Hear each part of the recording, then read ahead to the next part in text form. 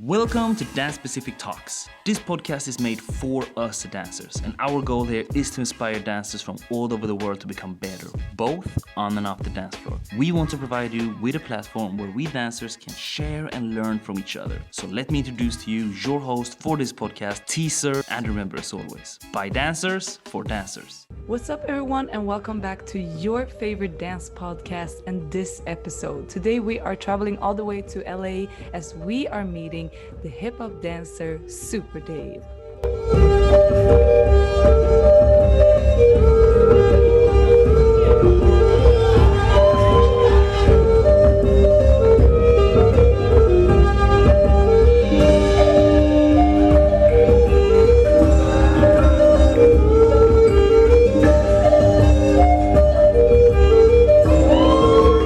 So who is this dancer? Well, he has been in multiple battles, judging, competing around the world.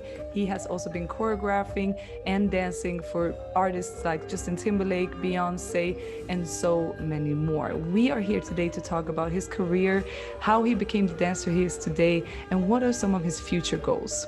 So now, before we get into it, you already know what to do. Subscribe to our YouTube channel, Dance Specific Talks, where you can see the video interviews, and also subscribe to our Instagram at Dance Specific Talks, where you can see clips and sound clips from all the interviews. And now, let's get it going. Welcome to this interview, Superdave.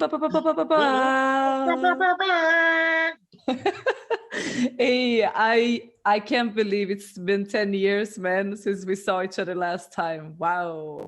10 years. 10 That's crazy. years. You were the choreographer and also my teacher back at Flow Dance Academy in Denmark. Flow. 2000. Shout out to Ken.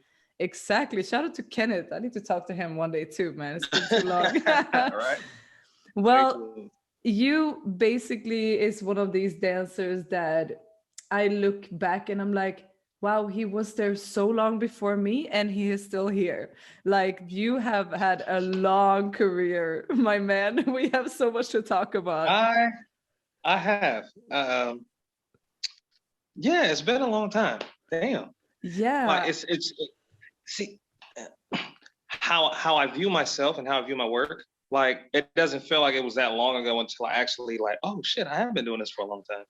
But that's why I'm here, you know, like I really love to take these interviews out to kind of appreciate and shine some light on some, you know, some of parts of your journey as a dancer, as an athlete, as an artist, creative mind. And if I have digged up some information about you, you started dancing in the 80's. Is that correct? Snap. Yeah, I started dancing in the 80's when my mom used to have like these house parties. That was the beginning. So, you know, yeah, this was, I didn't know, like, let's see, 80, 82, 83-ish. Yeah, house parties galore. Like, and it was, you know, I didn't really know what hip hop was at the time. Like, and I was on the West Coast and, you know, hip hop was developed in the East. So it took us a long time to get it.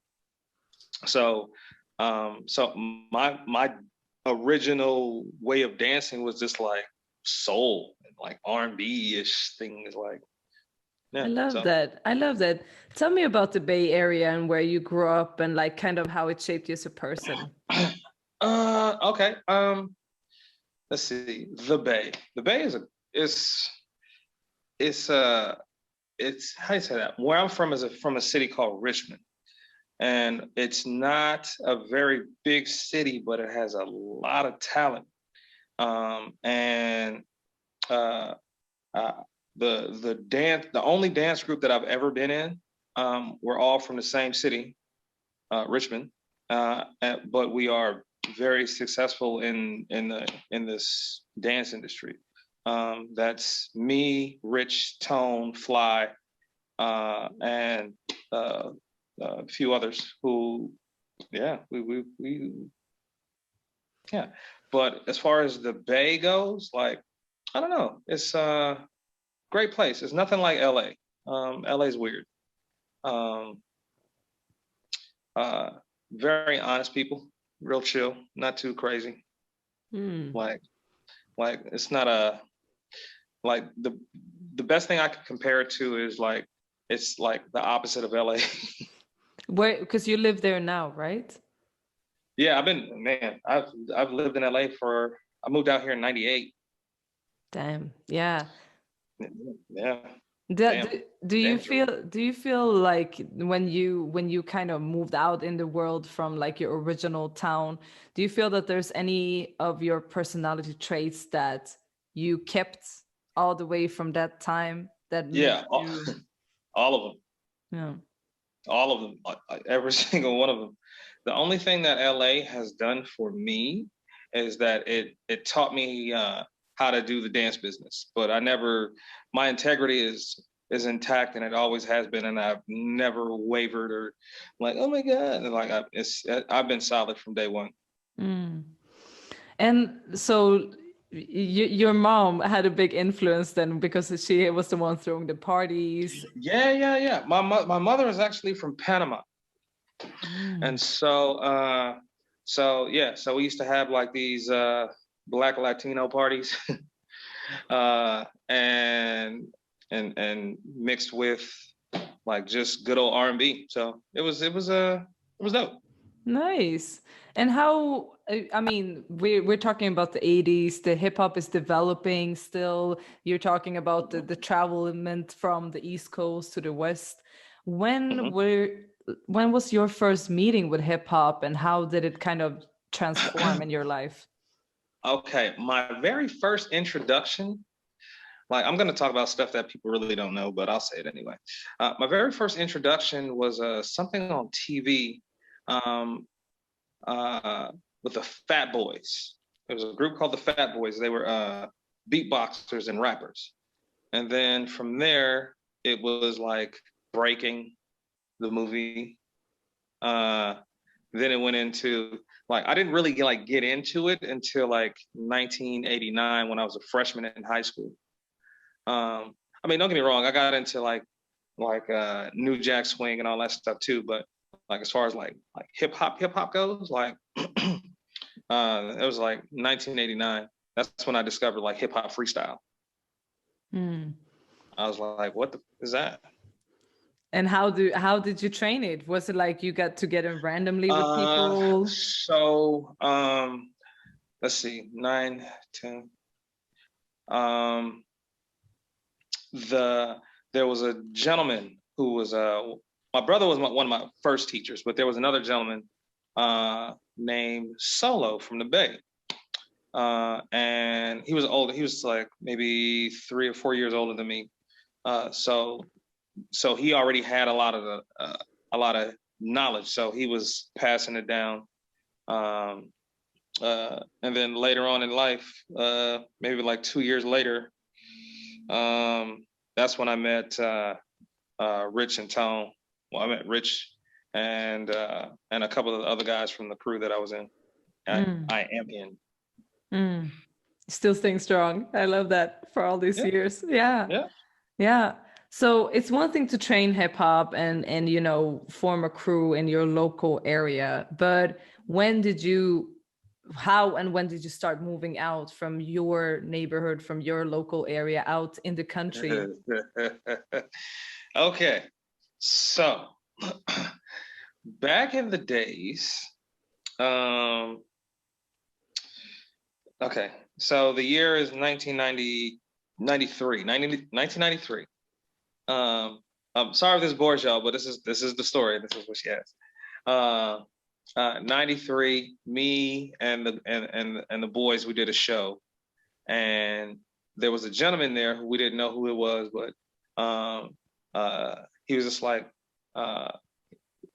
Richmond got his number and they kept in contact. So all of a sudden, I'm 18 at the time, and I get a phone call saying, "Hey, we're gonna go down to LA." I was like, "Okay, all right." Didn't really know what to expect. Didn't really know. I knew nothing. And then back in the days, there was a TV show called Star Search. And they flew us, we were in LA, but they flew us to Florida to do the show. And we did our first rehearsal.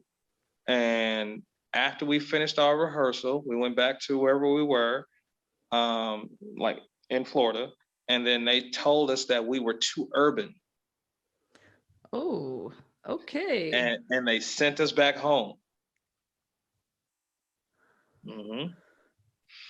So, but from there, we also ended up working for an artist named Tevin Campbell, and we did some shows for him. So that was the beginning of my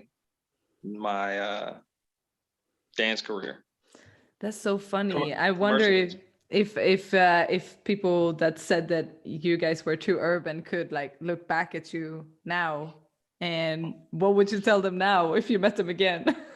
Hey, I mean, you know, I don't fault them. It's just like if they didn't know, they didn't know. And if you missed the golden egg, then you missed the golden egg. I love that, man. Like the word urban is also like a whole nother discussion, but yeah. But I mean, so what happened? Because there's a lot of dancers in the States. I mean, this is where the whole hip hop culture comes from, and we know that a lot of people went for hip hop in many different ways. How did you manage to, like, you know, get to the jobs, get to the career that you kind of created for yourself? Okay, so when I moved to LA in '98. You got to understand, back then it was a different time. It wasn't like how it is now or pre-COVID. There was a lot of work. That's when a lot of boy bands and stuff was out. So basically what was happening was a lot of the people who were the elites at the time, they would go on tour. They would leave. So, but there was so much work that it gave everybody an opportunity to like book work. Mm. And if you did have a certain kind of skill, then you went up there. And I was one of those people who was the beat. Let's say that. The first year I moved to LA, it was okay. I did a lot of auditions and I got cut a lot, but I also did a lot of work just the same. But like I said, but because a lot of those people were gone, I had the opportunities to like get those commercial skills up, because the freestyle skills never went anywhere. I kept that up to par because that's what got me into the business in the first place. You kept competing, battling, doing your things. Mm-hmm. That is correct, 100%. Even to this day. Yeah. It's so funny because it's like when I search on your name on YouTube, there is clips from like 2006 mixed with like judge demos from 2019, and so the span is very big. Yeah. Wow, I didn't even think about that. Yeah, that's true. Yeah. So like, okay, so you're out in LA, you're doing auditions. Did you have to have like an agency back in the days to make it? Yes. Back then, let's see, me and another friend of mine, we auditioned for an agency at the same time, and we both got it. And we got it through freestyling. And we was like, oh shit, okay, cool. It's just like, hey, we know you guys don't live in LA, but if there's enough time ahead to let you know about an audition, could you make it? We were like, yeah. So that's what happened. And you starting to book more and more gigs. Where was there like a turning point where you start like, you know, from like fighting to get into those gigs to actually like the jobs are actually starting to roll in? Was there a turning point? Not really. Like, okay, my turning point is not like so much of if I got the job. My turning point was having the ability as a freestyler to pick up choreography effectively. I was like, oh, I hit that. Okay, I got it. So now it wasn't an issue to go to an audition, and because at first I used to hate them, but then I started to enjoy them, especially if they said it was a choreography and freestyle audition, and like, Yeah. So I would absolutely. So my turning point was more that as opposed to like anything else. Yeah, because I saw one of your interviews, and in one of the interviews you mentioned that hip hop and freestyle dancing for you helped you to, in general, get over some of your insecurities. Yes. Yes. What kind That of is. insecurities were you facing back then, and Oh, like. how did you overcome them? Well, it's not that I'm very tall now, but and when there was that school dance, I think that's the one that you're referring to. It was the school dance. I was in the 8th grade. Let's see, what year was that? That was 1988, and I was extremely short. And girls, like I like girls. So what happened was, but it was like, oh, you're cute. I was like, shut up. That's not what I want to hear. Like, anyway. So basically what ended up happening was there was a school dance and nobody was really dancing like that at the time. I mean, some people were, but not like that. So at the school dance, like, because I was an introvert, extrovert. I'm an ambivert, is what they call. Is what my title is. It's like I'm introvert and extrovert. Anyway, so so what ends up happening is, like, I'm dancing in my own world, doing my whatever, and I start noticing some of the cute girls give me attention. So I look and I notice, and at the time I was doing the Running Man, and I will never forget as I started doing the Running Man so hard. I don't think I've ever danced that hard since. And girls looking at me and smiling. So that was the beginning. That was yeah. And then I fell in love with like actual hip hop like a year or two later. Like, but originally it was girls. Yeah.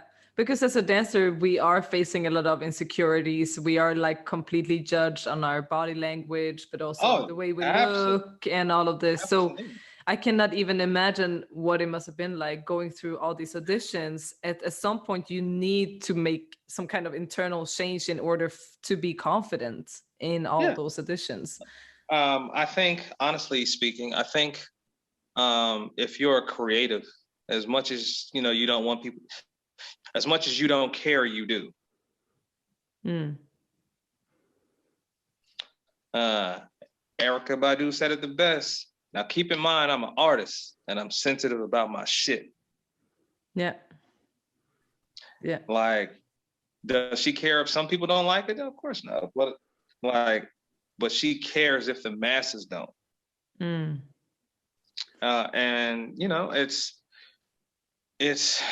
it's our extension, and nobody wants their extension of self to be shitted on. Of course. When you started as a dancer and you started getting these commercial jobs more and more, when was there a point where you got to like perform for an artist that you really, you were like, I nailed that gig, been looking forward to work with this artist for a long time? Do you have a certain memory when that first time happened? I don't have it. I've had some really, really big jobs, but it wasn't anyone who I technically wanted to dance for. Like, don't get me wrong, like I enjoyed creating for them, and coming up with the choreography and the vision, and then them doing it. But my dream job, is to have an artist, like especially a female artist. There's something about a female artist who can emulate me as close as possible, and I put on the whole show. And that has not happened yet.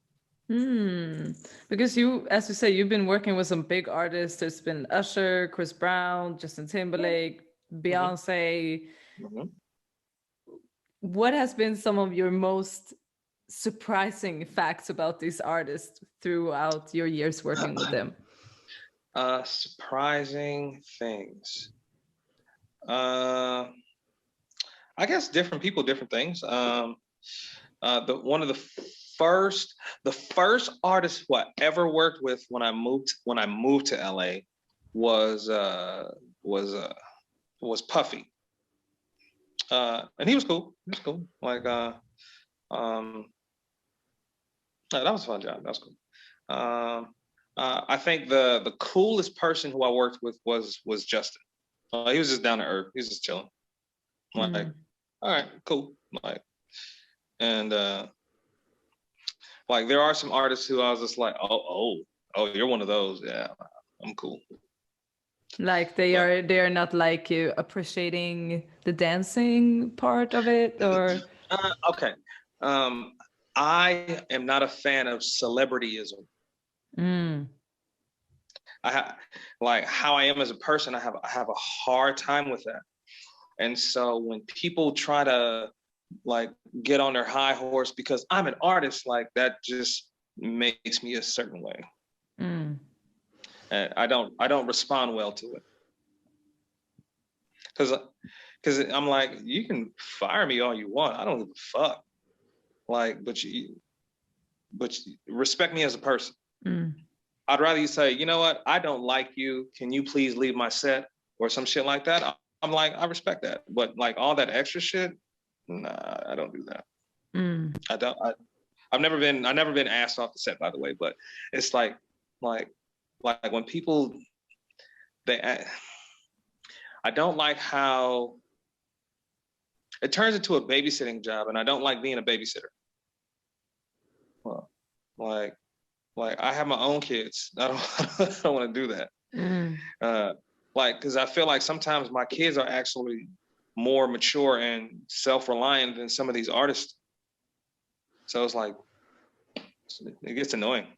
What is like the most enjoyable part with working with big music artists and the most challenging part? The most challenging part is that if they are in that celebrity mind, is to get them out of that and get them focused on what the fuck they need to focus on. Because that makes the work harder.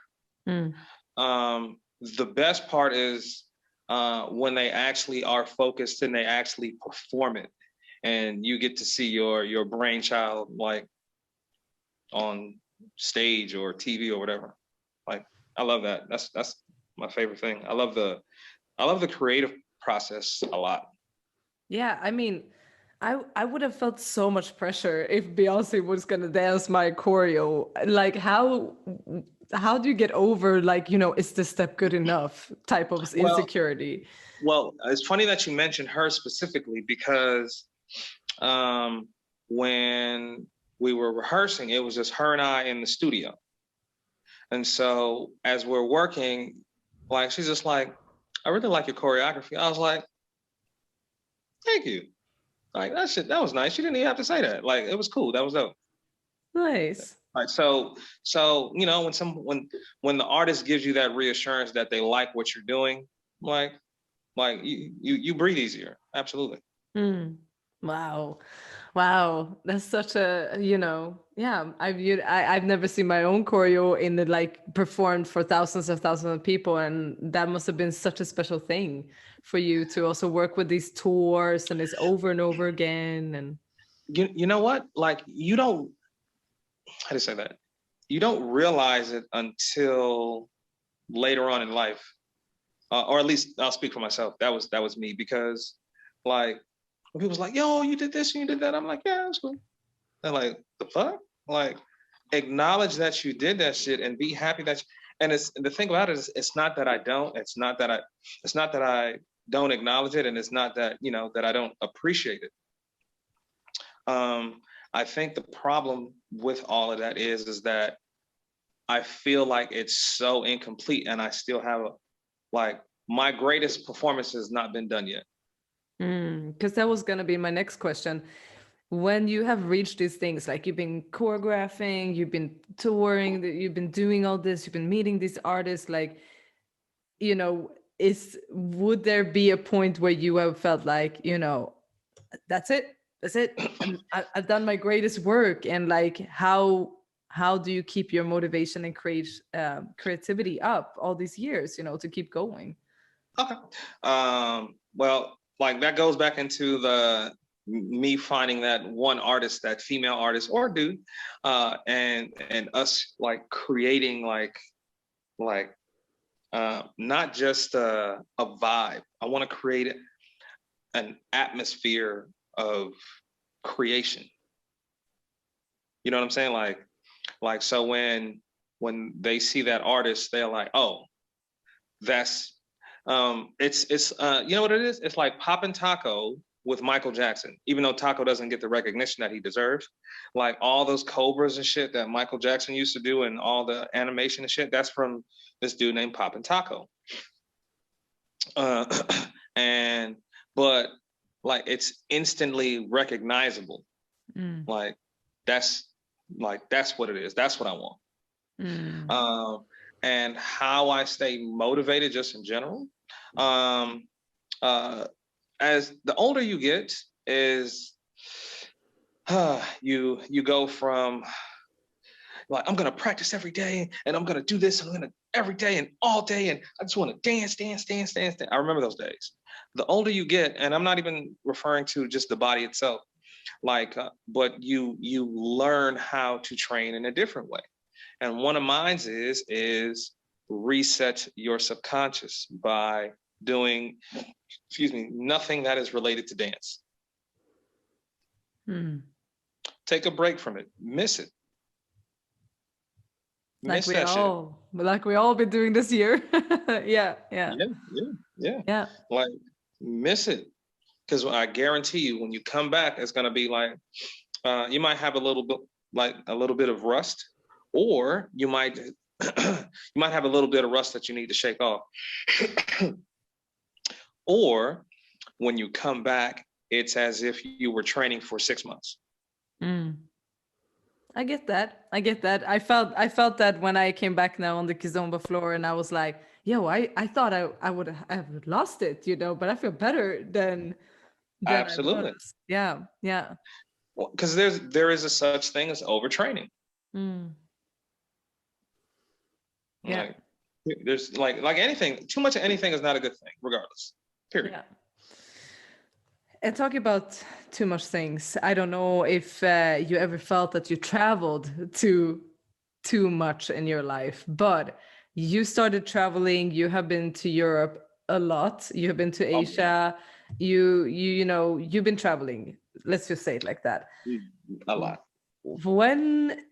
How can you tell me about your first trip and like how it felt to leave the States? Because there's a lot of Americans who never leave the States.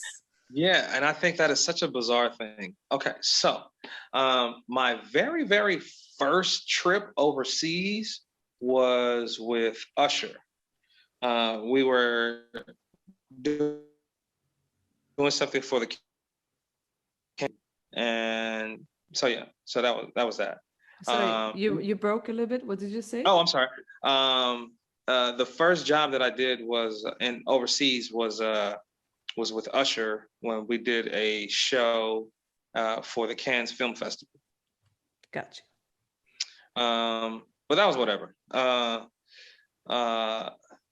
Let's see. But the most recognizable one was when I had accumulated some frequent flyer miles, and I was just like, you know what? Fuck it, I'm gonna go to France. And I knew some people out there already. So a friend of mine, she hooked me up with a person who was renovating a home. So I had the place to myself, and I stayed there for like a month, and I had the best time of my life. And that's when I met everybody. That's when I met Yuxin, Bruce, Bobson, rest in peace, Marvin when he was like 16, Zach Reese. Like I met so many people on that trip. And next thing you know, that's when Bruce asked me to judge Juste Debout in 2006. Yeah. Like Yeah. shortly thereafter. So like how was that? I need to ask you, like, as an American hip hop dancer, we're coming from the original country of this culture, arriving to France, seeing that there is a hip hop culture also in Europe, but it's different. You know, it is a different type, but at the same time, it's familiar. It must have been like a sight for the eyes for you. Yeah, we say it was definitely a culture shock. Yeah, absolutely. But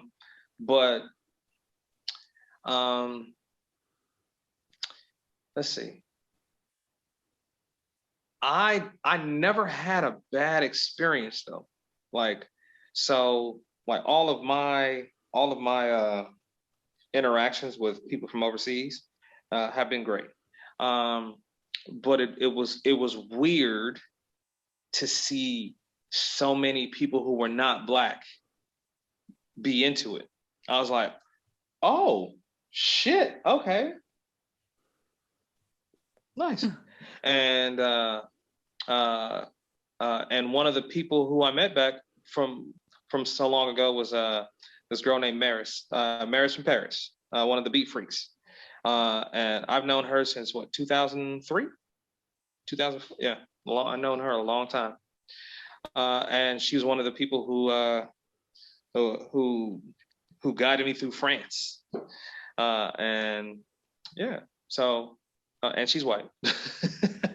So yeah. But as far as France did take some getting used to though. Like I had to get used to the French mentality, Parisian mentality. Yeah. That was different. That was different. But then once you get an understanding, you're like, okay, that's not so bad. So yeah. Yeah, no, because it is Paris has, whatever capital things. It has the suburbs, it has, the minorities, it has the culture of a lot of music. But, it is different. And I always say, like, French people, man, they're so the temperament and the passion and all of it. To battle French dancer is something else, and you gotta love them.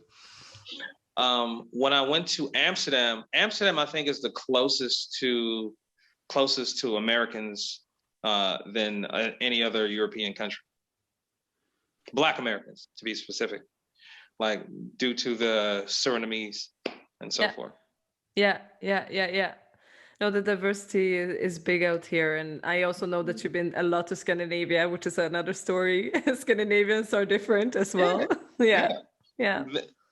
Okay, Danish people specifically, it's a dope and weird culture. Yeah. Like, it's I don't know. It's my first experience out there. I was just like, oh, I had a great fucking time. I was like, okay, and that's when I met. That's when I also did a Street Star too in Sweden, right? That's Marvin. Yeah. Martin. That's Martin. Yeah, Street Star. Yeah, and what year did you do that? What year? 2006. Wow, that's early. Yeah. Well, and so yeah. That's man. I remember when I was judging Juste Debout. That's when I met Nikki and Martha, and man, I met some like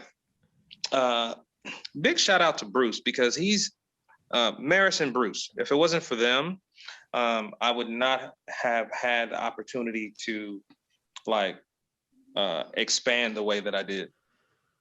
Yeah, because now you've been to Asia a lot as well, and judged competitions and Asia, Russia, Central and South America, Canada. Like, I get around.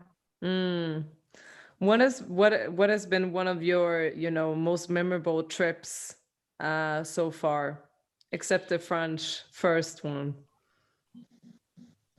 Ooh.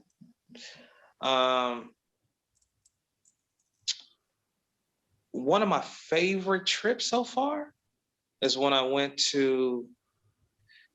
I had a really good time in Switzerland. Shout out to Cruzito. He hooked that up, man. I had a really, really good time. Like good people, and that was in Sion. Really, really dope people there. Real nice, beautiful country too. Because that's the thing. After traveling so much, it's not so much about, oh my God, it's so pretty. Like, I mean, yes, that's a part of it, but you don't really remember a place until you interact with the people. True. Like the people is where the trip is. Exactly. Yeah. And don't get me wrong, like, I've been to Indonesia. Shout out to Kamal. And like, again, it's a beautiful place, but it's the people who's gonna make it memorable. So yeah, that's it. Yeah. No, you've been traveling a lot, and you, as we said, you've been working with the commercial industry. You've been working, as a judge and a lot of battles. It's been a lot of battles as well in your life. So, what has been like, let's say the latest 5 years? What has been the last like focus for you? Career-wise or life-wise? Well, we know you have 2 daughters, so I imagine it goes hand in hand. Yes. So when I have my kids, it takes me a minute to get out of dad mode. It takes so when I'm in the creative process, I need extra time when I have them because it normally takes like a good 3 days. Like if I was to travel, like say if you say, hey David, can you do a show? I'm like, yes. I need 3 days of not being around the girls in order to get into my true creativity. So yeah, so it's just it's not hard to manage, but there's a way to manage it. So that's what I've tried to figure out. So, but to go back to your original question, the past 5 years, it was more choreographically driven than anything else. I wasn't interested in dancing for anyone. It was all about the creative ideas and what to do, how to do them, how to implement them. Are they attainable? Is it financially, can the finances back? Like it's everything. Like it's more that than anything. That's and I'm still on that, and I love it. That's the fun part. And as a dancer, I don't have kids of my own yet, but one of, if I can be honest with you, one of my biggest fears about going into parent life is as a dancer, that it changes and it's a positive change, but it is a change. How has it changed you becoming a father and, the whole parenting role? So, let's see. How has it changed me? I didn't used to be as focused as I am. I think tunnel vision, I have tunnel vision, when I start on something, that's all I want to fix. But when you have kids, you can't do that because otherwise they'll burn the house down. So, yeah.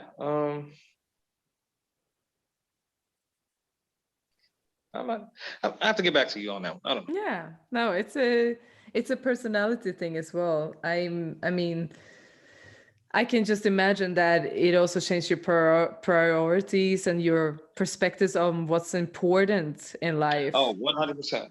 Absolutely. And I will say, um, we could talk about this later, but someone asked me, why do I think there's not a lot of women who are older who are still dancing? And I thought that was a great question. And my answer was, women are naturally better at thinking ahead.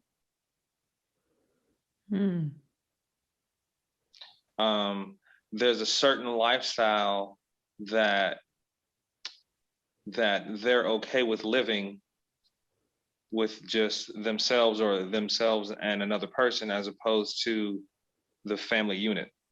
There's a certain level of stability that a woman wants and needs for the family to be set, as opposed to living a single or a couple lifestyle where you can, like, you'll still stress but not have the same stresses. That was my interpretation. Yeah, I wouldn't know.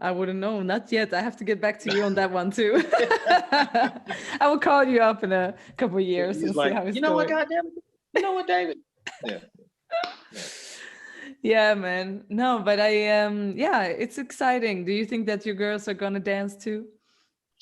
I think one of them is. I think the other one, she's probably gonna do something where she manipulates people. Because you feel like a target. No,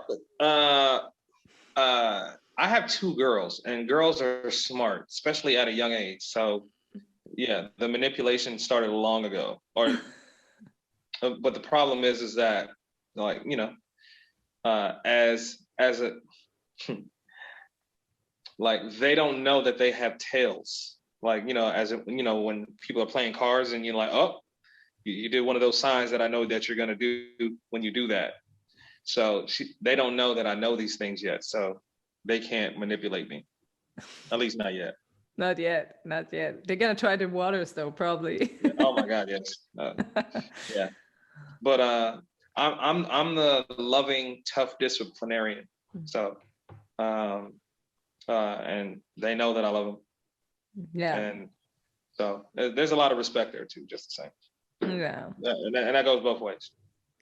So how do you, when you're looking forward now, like as dancers, do you think that there is a time where, you're going to step back and do other things? Or do you think that, you're going to keep going, choreographing, being creative, working with theaters, the whole drill?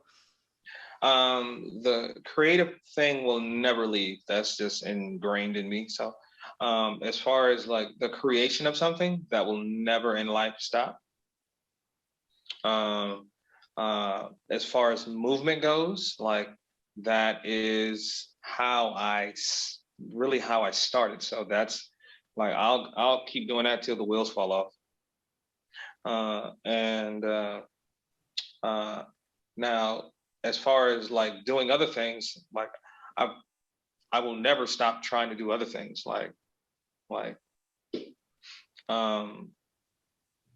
The passion is the work and the blood. Like, it's like,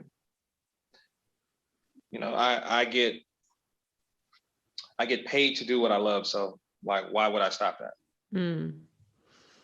And is there what are some of the things that you have yet to achieve, except the artist that you want to, the dream artist that you want to work with? Do you have other things that you have yet to achieve in your... No, I mean, because if I had a conversation with a dear friend of mine, and we were just in depth talking about how I need I need to acknowledge more so, like, openly, of the things that I've done and and and and say, oh shit, I did do that. And that's weird sometimes. Yeah, I mean, appreciating looking back is not what we're taught to do. It's always like, what's next step Yeah, forward. yeah, yeah. So So it's not so much that I get this a lot. Like, oh yeah, I did this. They're like, what? You say that so casually. I was like, yeah, like, because it's like you do know not everybody has done that, right? I was like, when you say it like that, I mean, yes, but like, it was. I enjoyed the moment.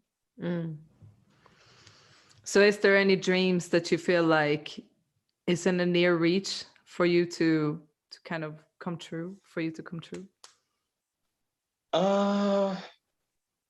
Ooh. I want to do more creative direction. That was fun. That's fun. I like coming up with the overall show on a massive scale and budget. Not so the choreography, but actually like the whole setting and the production. I mean, don't get me wrong, choreography too, but not all of it. Like, because movement is still my thing. So have you would you say that you gravitate to more towards like TV, music video production, that type of thing, or theater, artistic pieces? Probably live stage. That's fun. Because you can't cheat it. Yeah. Like you need your intro, your beginning, your middle, and your exit, and outro, like outro, whatever. Like, you need to set it. No cuts. Yeah. Well, I really hope that you're gonna get some more of these jobs then, so we can see, who's Superdave the director, for sure. You will. Yeah. There's some things in the works, so I'm excited about. Nice. So what have been some of your biggest learning moments this year when you couldn't do when none of us could do much about live events or dancing? What have been one of your biggest learning moments personally? My personal learning moment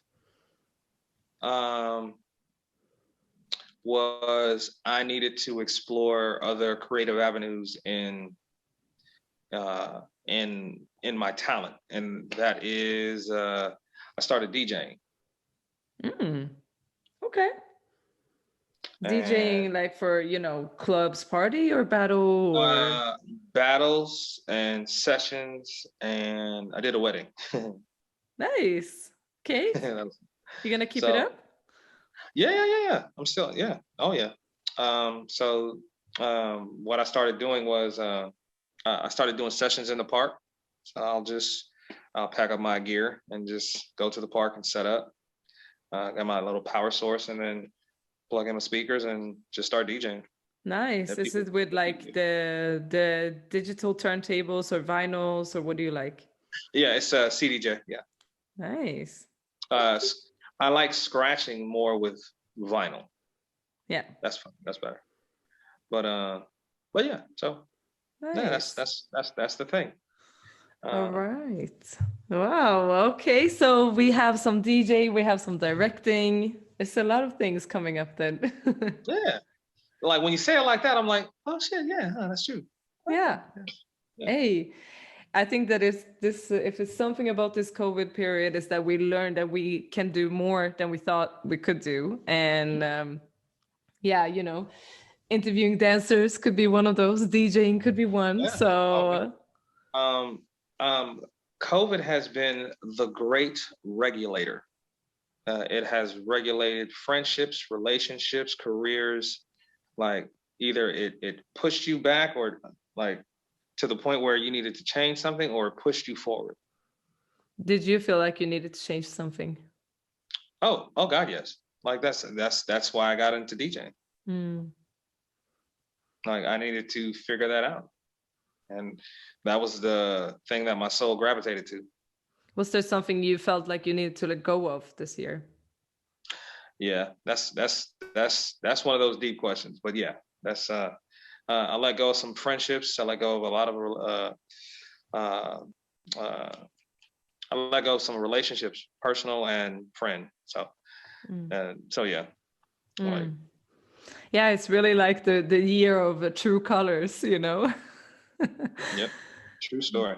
True story, man. Well, I think that we're gonna see a lot more from Superdave coming up, and I'm super Absolutely, excited. absolutely. In the end of my interviews, I always have something called fill in the gaps. So Oh, basically, I start with a sentence, and you end it with one word or maximum an end of a sentence, whatever you want. let's go. All right. Dancers that I love to work with are Humble. when I feel content of my work on stage, it's usually because I put my fucking foot in it. nice. One of my favorite songs are Oh, what am I listening to right now?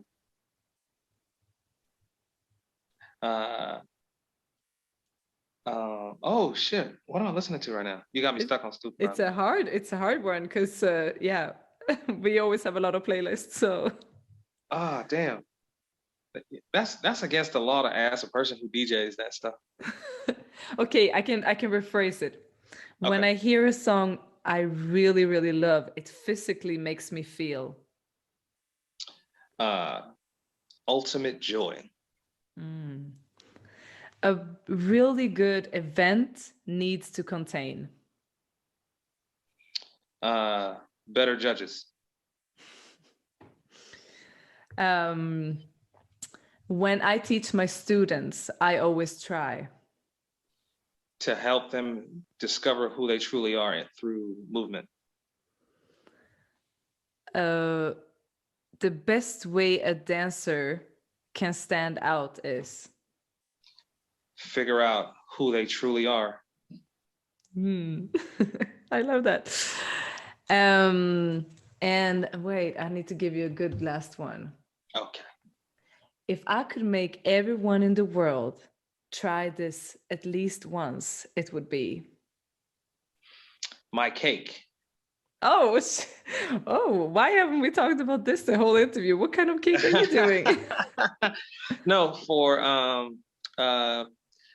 I do it on occasion now, but for about a good 6-7 years, I used to bake and sell my own cakes, Superdave cakes. Really? Oh my God. Okay, what kind of, is it like a brownie, muffins? What is it? What are we talking about here? It's a bundt cake, no frosting, doesn't need it. There's not a whole lot of bells and whistles, but when you try it, it's just like, what the fuck? Oh, okay, Super Dave's cake. Okay, so next interview is gonna be all about baking. I got you. Cooking up. Cook it up with Dave. That could be a new show. You know what's so funny about that? Like, I wanted to be a chef before anything having to do with dance. Oh, so you like cooking, not only baking. Okay, what's some of your favorite food then? My favorite food to eat is I'll go with my favorite food to eat that I don't cook would be, this is gonna sound weird, American Chinese food. Oh, yeah, because Chinese food is different. It's totally different. But I also like, but I like to cook different things. I'm all over the place, Italian, American. Like I'm all over the place. I just like stuff. Nice. Okay, we have a foodie on the speaker. I love that. Yeah. Hey, well, thank you so much for your time, man. I really, really love talking to you. And in the end of my interviews, I always say, you know, where can people find more information about you if they want to check you out? Some new projects we can look out for. The mic is yours.